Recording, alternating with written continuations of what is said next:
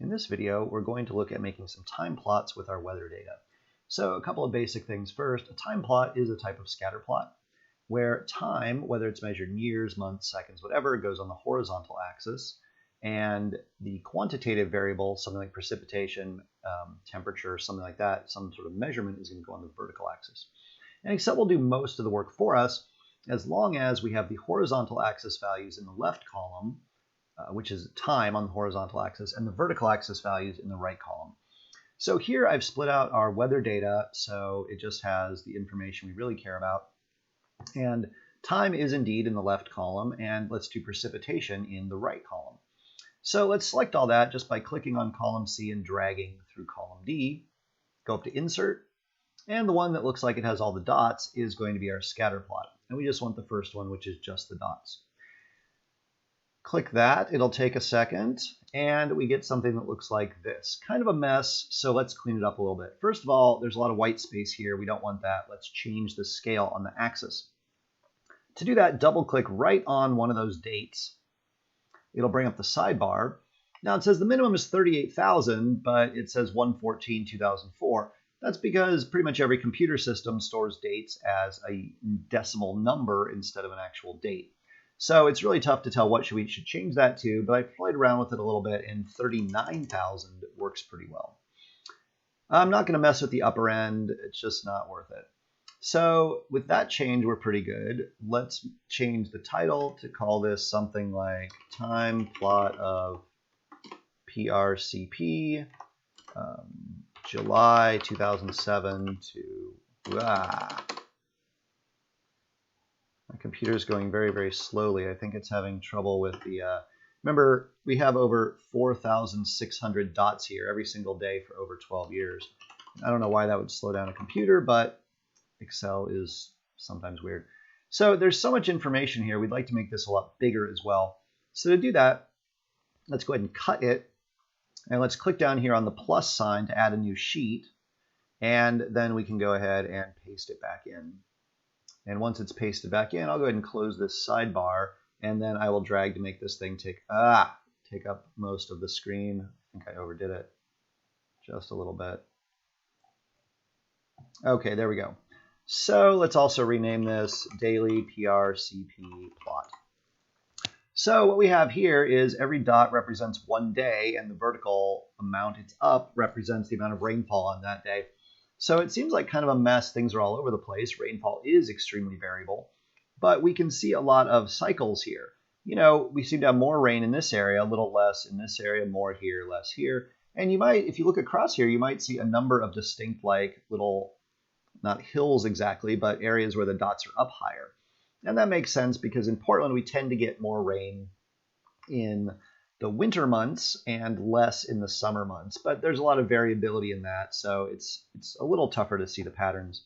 Let's go back here, and we can do the same thing with our date and our maximum temperature.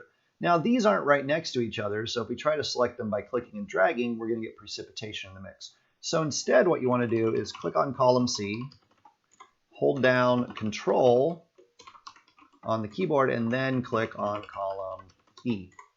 So do that, click on C, hold down Control, click on E. Now go make a scatter plot. And this one also takes a second. Let's do the same thing, change the axis, the minimum back up to 39,000.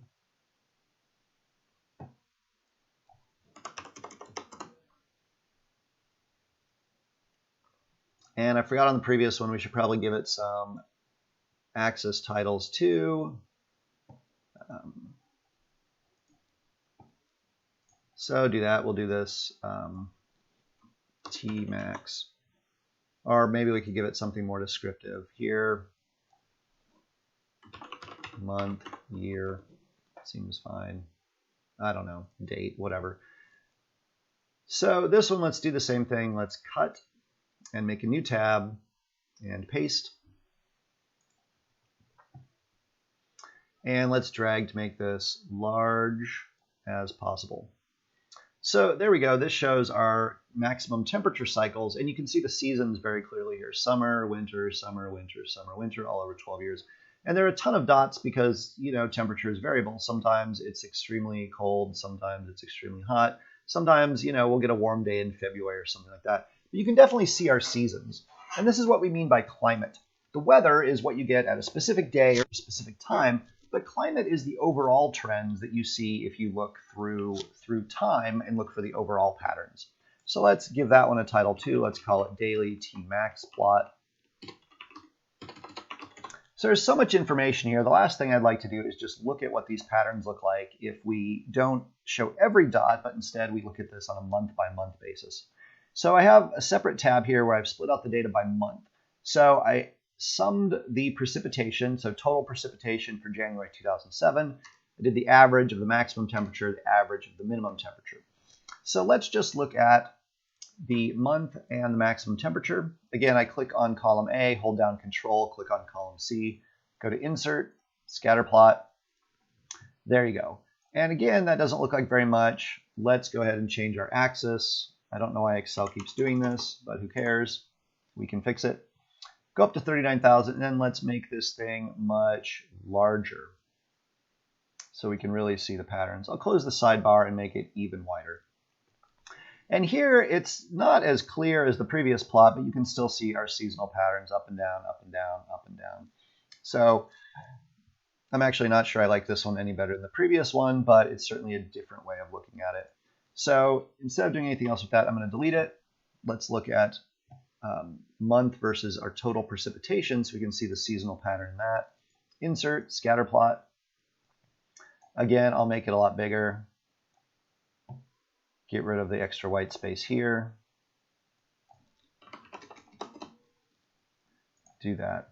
All right, this one I'm actually going to shrink a little bit to show the peaks and valleys a little better. And here you can kind of see our seasonal cycles up and down, up and down, up and down. They're a bit more pronounced, I think, than they were on the one where we look at the data for every single day. But time plots are used to look at everything, not just weather, but things like stock prices or, I don't know, lots of economic indicators, anything that changes throughout time. So for your submission, you're going to have one that looks like one of these two. You don't need to make it quite as big if you want to save ink or paper or whatever, but it should look like something like one of these. And I am looking forward to seeing all those in class.